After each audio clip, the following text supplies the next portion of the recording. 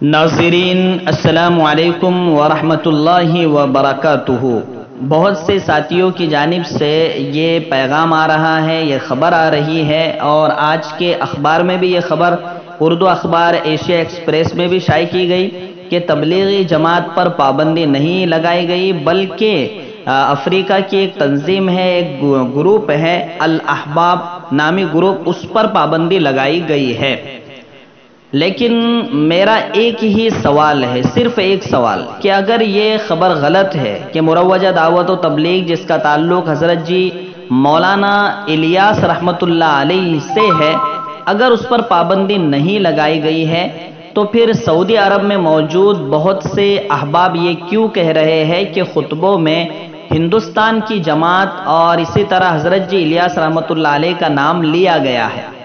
دوسری چیز، کل حضرت اقدس مولانا ارشد مدنی دامت برکاتہم العالیہ سعودی عرب کے سفیر سے ملاقات کرتے ہیں، اور بہت اچھے موڈ میں ملاقات ہوتی ہے۔ سفیر کہتا ہے کہ آپ کی بات ایسا سمجھو کہ پہنچ گئی، اور آپ کے انشاءاللہ امیدوں کے مطابق جواب آئے گا۔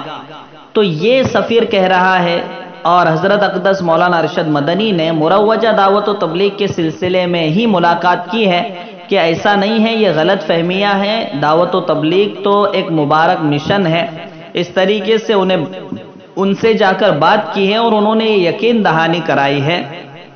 تو اگر دعوت و تبلیغ کے خلاف یہ فیصلہ نہ ہوتا اور افریقہ کی کسی تنظیم کے خلاف یہ فیصلہ ہوتا، تو پھر سفیر تو وہی کہہ دیتا حضرت اقدس سے، لیکن اس نے نہیں کہا، بلکہ یہ کہا کہ میں آپ کی بات پہنچاؤں گا۔ اس لیے افواہوں پر دھیان نہ دیں، یہ خبر مروجہ دعوت و تبلیغ سے متعلق ہی ہے۔ اب تک تو یہی قرائن بتا رہے ہیں، واضح قرائن۔ باقی انشاءاللہ اگر اس کے خلاف کوئی خبر آتی ہے کہ بھائی نہیں وہ اس تنظیم کے بارے میں تھا، تو الحمدللہ ہم تو خوشی سے جھوم اٹھیں گے، لیکن تب تک ہم دفاع تو کرنا اپنا اخلاقی فریضہ سمجھتے ہیں۔